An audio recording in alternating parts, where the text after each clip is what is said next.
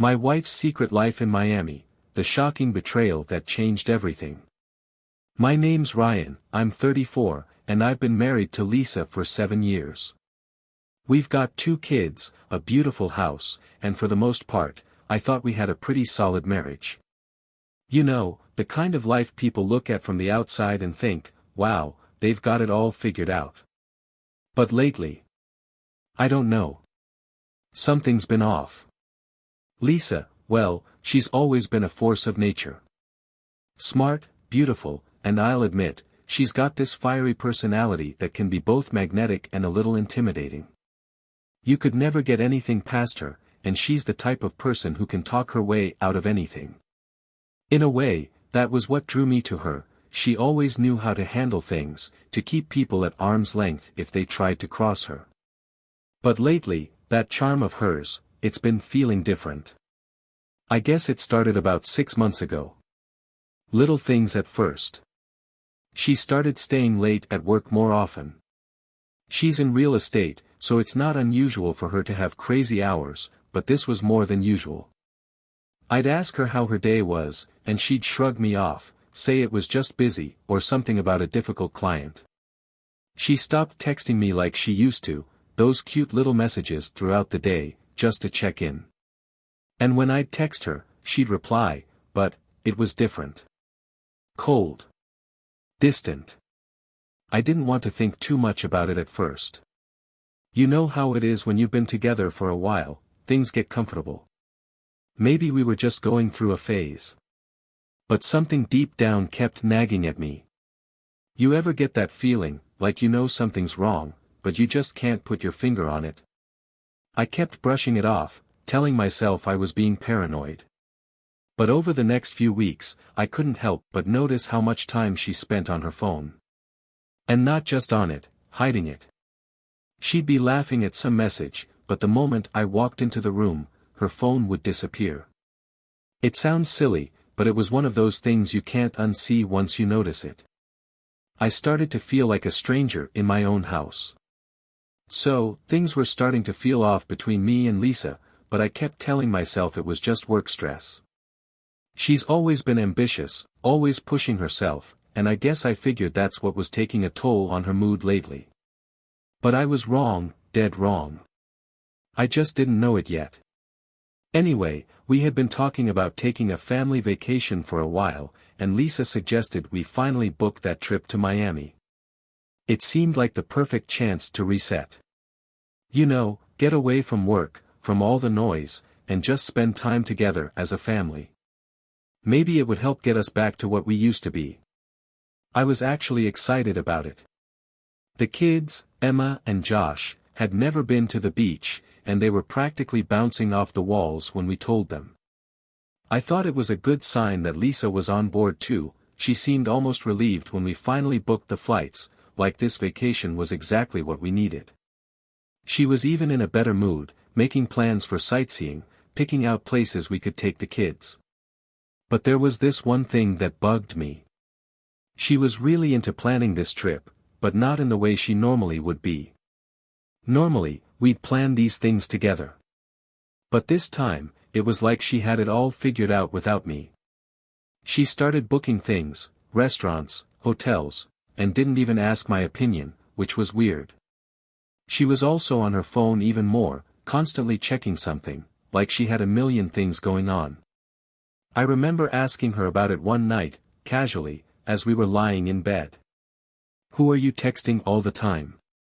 You've been glued to your phone." She barely looked up. "Oh, just work stuff, babe. You know how it is, clients still need answers, even when you're on vacation."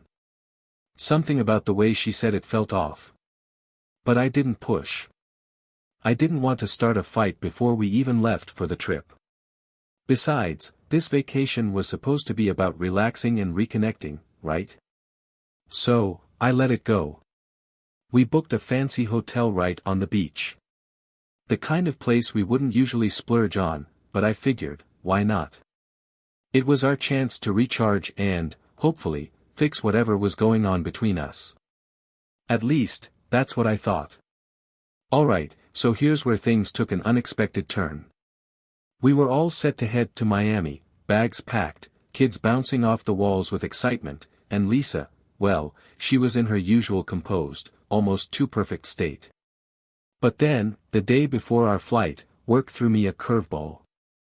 I manage projects for a tech company, and one of our major clients had a complete system failure. Of course, it had to happen right before our vacation. At first, I thought I could just pass it off to someone on my team, but the issue was bigger than I expected. Long story short, I had to handle it personally. I felt awful. We'd been planning this trip for weeks, and the kids were counting down the days. I knew I couldn't cancel, but delaying the whole family's vacation didn't feel right either. So, I talked it over with Lisa. "Look," I said, trying to sound calm, "I don't want to mess up the trip for everyone. How about you and the kids go ahead as planned, and I'll join you in 2 days once I've sorted this out."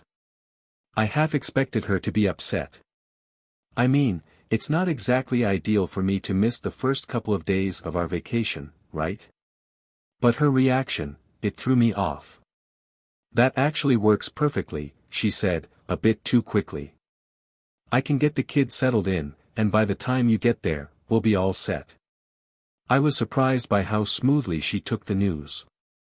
Usually, she's the one who insists on family time and hates when plans change last minute. But she seemed almost relieved. Still, I didn't think much of it at the time. I was just glad she wasn't angry. So, the plan was set. Lisa and the kids would fly out to Miami the next morning, and I'd follow 2 days later once I wrapped up the crisis at work. That evening, I helped get everything packed up, double-checked the flight details, and made sure they had everything they needed. But something was gnawing at me. Lisa was being extra efficient, organizing everything down to the smallest detail. Normally, I'd think nothing of it, but with the way she'd been acting lately, always on her phone, disappearing for errands, it felt strange. I pushed the thought away. Maybe I was just stressed from work and overthinking things. The next morning, I dropped them off at the airport. Emma and Josh were buzzing with excitement, and Lisa, she seemed calm. A little too calm. I gave them all a hug, told Lisa I'd see them soon, and watched as they disappeared into the terminal. As I drove home, alone, I couldn't shake the uneasy feeling that something was off. But I convinced myself it was just nerves, 2 days wasn't a big deal.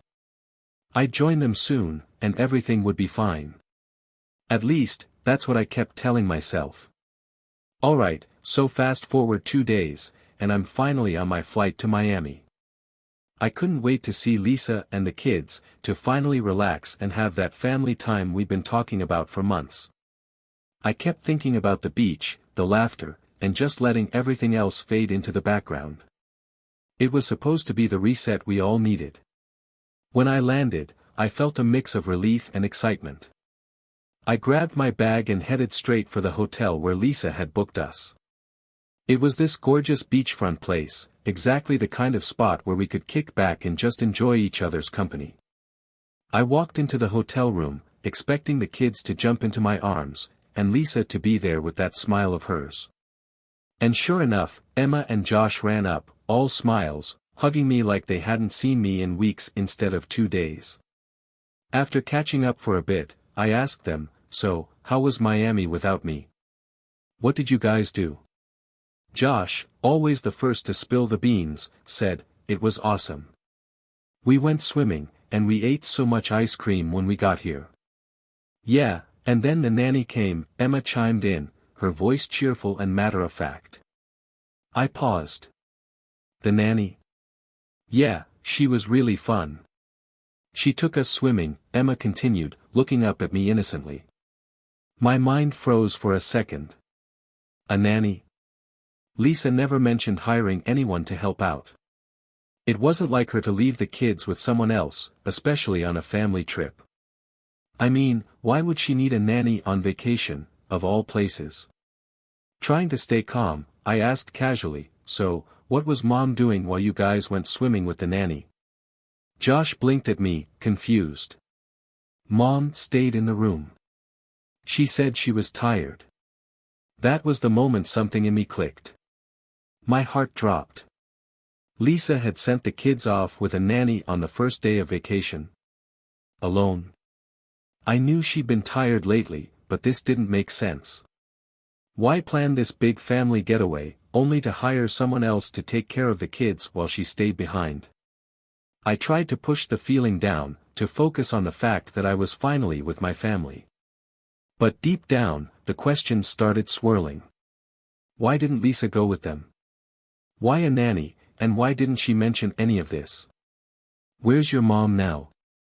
I asked, trying to keep my voice steady. She's out, Emma said, shrugging. She said she had something to do but would be back soon. That uneasy feeling in my gut. It was growing. So there I was, sitting in the hotel room with Emma and Josh, trying to wrap my head around what they'd just told me. A nanny? Lisa hadn't mentioned a word about that.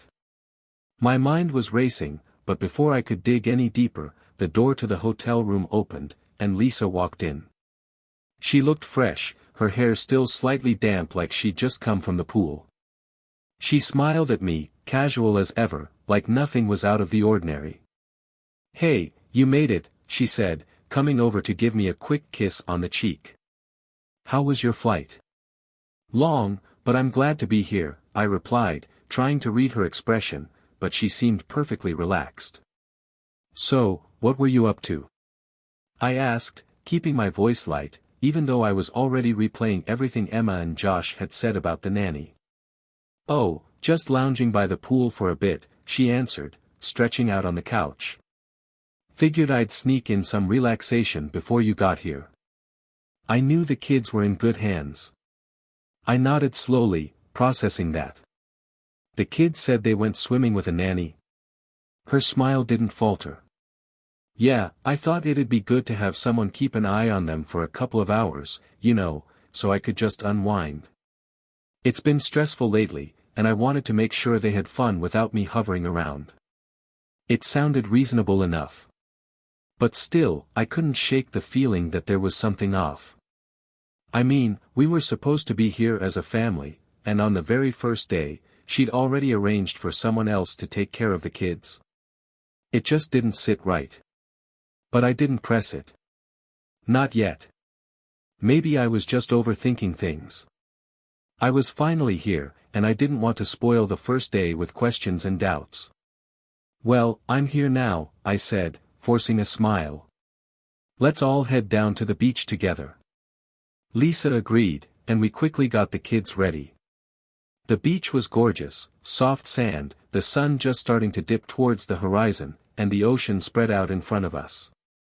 Josh and Emma immediately ran ahead, their laughter filling the air as they splashed in the waves. For a moment, things felt normal. We walked hand in hand, and for the first time in a while, it felt like maybe this vacation was exactly what we needed. But even as we laughed and played with the kids, I couldn't ignore the nagging thought in the back of my mind. Why hadn't she joined them on that first day? And why did I feel like I wasn't getting the full story? So, it was the second to last day of our vacation, and of course, just my luck, I woke up feeling awful. My head was pounding, my whole body ached, and I could barely stand. I had a fever, and it hit me hard. I knew right away that whatever plans we had for the day were shot, at least for me. I dragged myself out of bed, feeling like a complete mess. The kids were already up, buzzing around the room like usual, full of energy and excitement. Meanwhile, Lisa was getting ready, standing by the mirror, looking as put together as ever. I tried to pull myself together enough to at least say something. Hey, I think I'm sick, I muttered, leaning against the bathroom door. I don't think I can do much today. She glanced at me, not looking too surprised. You do look terrible, she said, without much emotion. Why don't you just rest? I nodded, figuring she'd take the kids out like she had the other day. But then she hit me with something unexpected. I was actually thinking, she began, pausing to adjust her makeup in the mirror, why don't we leave the kids with the nanny again for a few hours? I could go for a walk, maybe check out some shops, relax a bit. Her words hung in the air for a second. Leave the kids with a nanny? Again. My head was spinning, but this didn't sit right with me. The whole reason we came to Miami was to spend time together as a family, and now, on the last day, she wanted to leave the kids with a stranger so she could have a solo outing? I shook my head, trying to focus through the fever. Why would we do that? Can't we just take the kids out together? Even if I can't do much, I could still come along. Lisa sighed, like this was something she had already thought through. Look, you're sick. You're barely standing. It's the last day of our vacation, and I don't want the kids to be stuck inside all day because you're not feeling well. I could feel the frustration bubbling up inside me. Then why don't you take them out? I'll be fine here. No need for a nanny. Her expression shifted. She turned to face me fully, her voice more serious. I was hoping to go somewhere on my own. Maybe a club, or a nice restaurant, something the kids wouldn't enjoy. I mean, it's our last day, Ryan. I want to make the most of it. That's when it hit me. She wasn't just talking about a walk or shopping, she wanted to do something completely separate. A club? I couldn't believe she was suggesting this. We were supposed to be on a family vacation, and she was planning to ditch me and the kids on the last night. I could feel my temper rising. Lisa, we came here as a family. Why do you need to go out alone now? It's not like we can't just do something with the kids. She sighed again, this time with more frustration. Ryan, I've been with the kids the whole trip. It's been great, but I need some time for myself. Can't you understand that? You're not well, and I'm just trying to enjoy the last bit of our vacation. For a moment, I didn't know what to say. I was angry, confused, and honestly, too weak from the fever to have a real fight. Part of me wanted to snap, to tell her that this wasn't right, that this wasn't what we came here for. But then there was the other part of me, the part that was tired, sick, and just didn't have the energy for an argument. I sighed, rubbing my forehead. Fine, I muttered, barely able to keep my voice steady. Go. If that's what you want, just, go. Her face softened a little, as if she hadn't expected me to give in so easily. Thank you, she said quietly, grabbing her purse. I'll be back in a few hours. I watched as she walked out of the room, leaving me there with the kids. As the door clicked shut, I couldn't shake the feeling that something was very, very wrong. By evening, I started to feel a bit better. The fever had broken, and although my head was still pounding, at least I wasn't completely wiped out anymore. The kids were watching cartoons in the room while I tried to rest on the bed. But even with my body finally starting to recover, something else was keeping me from fully relaxing: noise. There was this loud, muffled shouting coming from behind the wall, our neighbors in the next room. At first, I tried to ignore it, thinking they were probably just partying, but it was getting worse. Every laugh, every thud sent a sharp pain through my already aching head. I couldn't take it anymore. I got up, rubbing my temples, and decided to go over and ask them to quiet down. It wasn't something I'd normally do, but between the fever earlier and everything that had been going on, I didn't have the patience. I walked down the hallway to the neighboring room, knocking firmly on the door, hoping they'd be understanding. After a few seconds, the door swung open, and standing there was a man, naked except for a towel wrapped loosely around his waist. He looked surprised to see me, and for a moment, I just stood there, shocked and unsure what to say. My mind scrambled to get back on track, so I forced myself to speak. Hey, can you keep it down? I've been sick, and I'm just trying to get some rest. The noise is, I started, but then I heard something that made my heart stop. From inside the room, a woman's voice called out, "Darling, they brought us champagne. Isn't that sweet?" I recognized the voice instantly. It was Lisa's. My wife. I froze.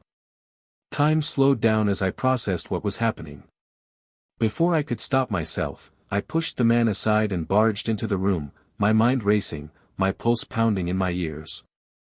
My heart was beating out of my chest, and every muscle in my body was tensing up, already preparing for what I might see. And there she was. Lisa. Naked. On the bed. Our eyes met, and for a moment, it was like neither of us knew how to react. She looked just as shocked as I felt, like a deer caught in the headlights. My entire world seemed to crash in on me in that instant. My legs felt weak, and the room spun for a second, but the adrenaline pumping through me kept me standing. "Well, Lisa," I managed to choke out, my voice shaking with anger, "are you having fun?" She didn't say a word. She just stared at me, completely frozen. The man in the towel, who I now realized must have been with her this entire time, stood awkwardly by the door, clearly unsure of what to do next. I took a step toward her, my anger boiling over. "How long has this been going on? How long, Lisa?" I screamed, my voice echoing through the room. Still, no answer. Just that stunned, guilty look on her face. I turned around, the anger inside me now unbearable. "Don't you dare come back to the room!" I yelled at the top of my lungs. "Don't you dare! We're done. This is it." Without another word, I stormed out, my heart racing, barely able to think straight. I couldn't breathe. The betrayal hit me like a wave crashing over me, and I was drowning in it. After that explosion in the hotel room, after seeing Lisa like that, something in me snapped. I felt numb, beyond anger, beyond disbelief. It was like my entire world had been torn apart, and the only thing keeping me together was the need to act. I stormed back to our hotel room, where Emma and Josh were still watching cartoons, blissfully unaware of the storm that had just erupted in their parents' lives. I didn't want them to see or feel any of this. They didn't deserve that. I took a deep breath and started packing. Not for me and the kids, though, just for Lisa. I threw all her clothes into her suitcase, grabbing every little piece of her life that I could find and stuffing it into her bags. It was like a blur, I didn't care how neatly it was packed, just that it was done. The sooner I could erase her from our lives, the better. Once her bags were packed, I walked back down the hall to the room where I had found her, standing there with that man. I didn't bother knocking. I dropped her things right at the door, turned, and walked away without a second thought. That was it. I wasn't going to wait around for her explanations, her excuses, or her tears. I was done. When I got back to our room, I quietly packed up my stuff and the kids' things. I made sure they were distracted with a movie and then called the hotel reception to move us to another hotel for the remainder of our stay. I didn't want Lisa to know where we were, and I definitely wasn't going to let her ruin the rest of our time here, especially not for the kids. By the time we were in the taxi headed to a new hotel, I still hadn't said a word about any of it to Emma or Josh. They were giggling, excited about the big adventure of moving hotels, and I was grateful they were too young to sense the storm brewing just beneath the surface. Once we got to the new hotel, I tried to breathe. It wasn't easy, but I needed to keep it together for the kids. I wasn't going to let them feel the weight of what their mom had done. We went to the beach the next day, and I watched them play in the sand, laughing and happy like everything was fine. Part of me wished I could freeze that moment and stay there forever, far away from the mess waiting for me when we got home. But then, the texts started coming. The next morning, Lisa must have realized something was wrong. She had no idea we'd moved hotels. She must have gone back to the room, seen her bags outside the door, and tried to figure out where we had gone. First came the messages. A flood of them. "Ryan, where are you? What happened? Where are the kids?" Then the calls started, one after another. I let every single one go to voicemail. I wasn't ready to face her voice yet. She could panic all she wanted, but I wasn't going to give her the satisfaction of explaining herself or trying to weasel her way back into our lives, not after what I had seen. I didn't answer any of her calls. She had no idea we weren't at the airport when she thought we'd be flying home. She had no idea that I had deliberately left her behind, her betrayal left behind with her. In those last couple of days in Miami, I focused on the kids. They deserved better, and I wasn't going to let their memories of this vacation be tainted by what had happened. We went to the zoo, had ice cream on the beach, and did everything we could to create moments they would remember as fun, not the nightmare I was living inside my head. As for Lisa, she kept trying to reach me. But as far as I was concerned, she was gone. Out of our lives. After those last 2 days in Miami, it was finally time to head home. I didn't know what to expect when we landed, but one thing was clear, I wasn't ready for the confrontation that was coming. The thought of facing Lisa again after what had happened twisted my stomach in knots. But at least I had the kids, and for their sake, I had to hold it together. The flight was uneventful. Emma and Josh were their usual bubbly selves, playing games and asking a million questions about what we'd do when we got back home. I smiled, trying to keep up with their energy, but inside, I was dreading what was waiting for us. Would Lisa be there? What would she say? How was I supposed to explain any of this to them? As we pulled up to the house, my heart started racing. I had planned to send Lisa a message telling her to pack up her things and leave as soon as we got home, but I hadn't gotten around to it yet. I was expecting her to still be there, maybe waiting with some lame excuse or teary-eyed apology. But when I opened the door, I was hit with a different kind of shock. The house was empty. Not completely, but her things, everything that belonged to her, were gone. I stood in the doorway, frozen. I wasn't sure what to think. Part of me had wanted to be the one to tell her to leave, to have that final moment where I made it clear that we were done, that she had no place in this house anymore. But it seemed she had made the decision for me. She was gone, just like that. I wandered through the house in a daze, checking each room as if I couldn't believe it was real. The closet was half empty. Her clothes, her shoes, her makeup, gone.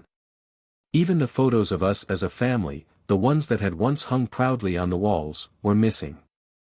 It was like she had erased herself from our lives.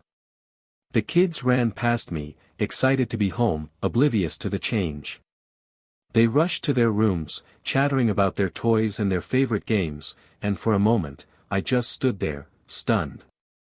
How had it come to this? How had everything fallen apart so quickly? I wanted to feel relieved. I should have felt relieved, after all, I didn't have to deal with the messy confrontation I'd been dreading. But all I felt was a strange, hollow kind of shock. It was like the last piece of the life I had known was gone, and there was nothing left but emptiness. The kids had only really worried me for those 2 days we spent moving out of that hotel in Miami. I could see it in their eyes, the questions they didn't ask, but maybe should have.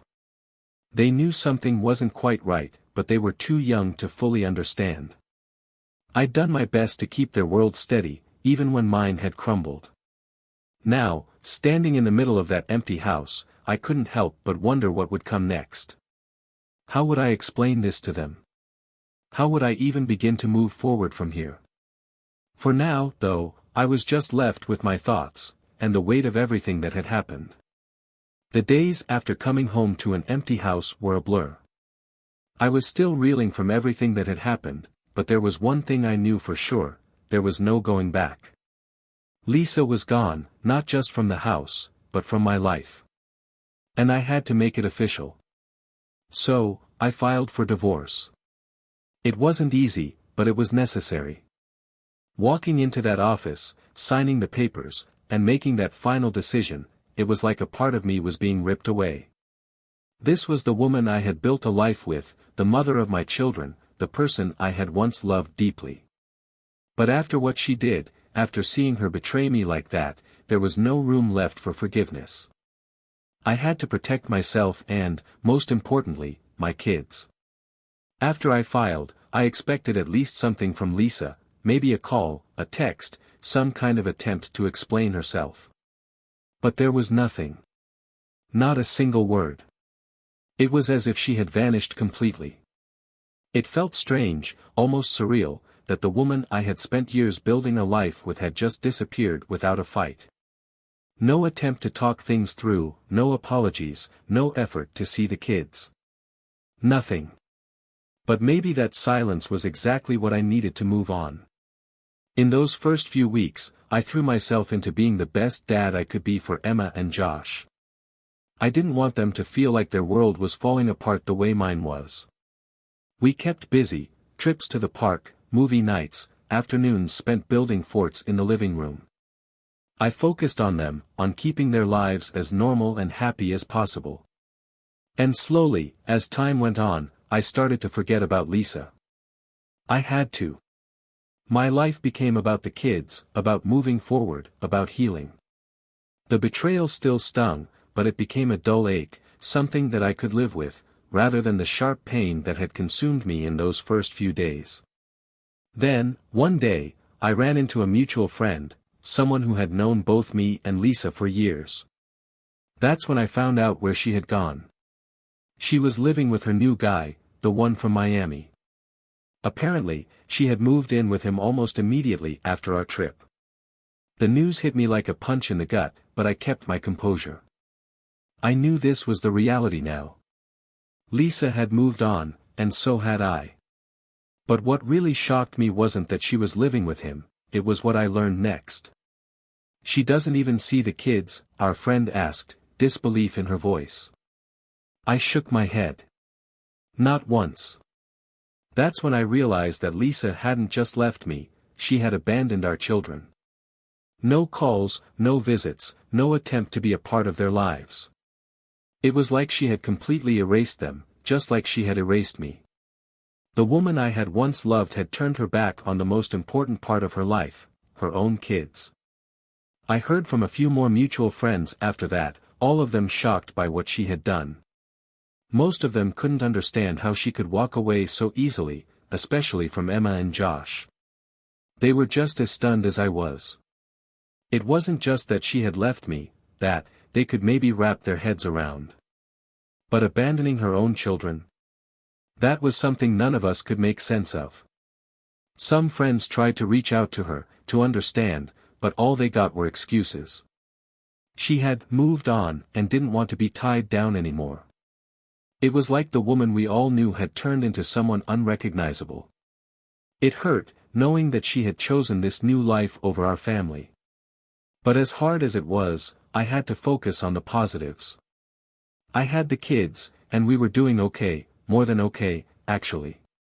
Slowly but surely, we were finding our way without her. And in time, I started to realize that we didn't need her.